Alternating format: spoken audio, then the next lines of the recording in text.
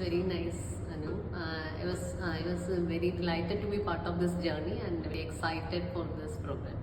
Yeah, actually, I joined UST 4 years back, and I was very much inspired by the word servant leadership. And out of this interest, I attended the training in September 2022, and I was very much interested about the concepts which Madana and Mary taught. And later on, I want to become a servant leader, and I have enrolled for the championship program.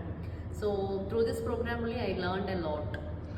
Yeah, so the championship journey was a little difficult initially, but as and when I moved through the program, right, I was very much interested, and it was like a 2 months program, and which in turn shaped my qualities, and it molded the leadership skills in me both professionally and personally, and I was able to achieve more and more personal and professional growth after attending this program.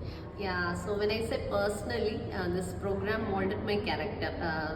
I become very much patient, and my attitude towards each situation also changed after attending this program. And when I say professionally, I was able to attend multiple events after joining this program, and I could say that I got all the confidence from this program. So I was able to achieve multiple achievements inside UST, and which made me to be a part of a great team.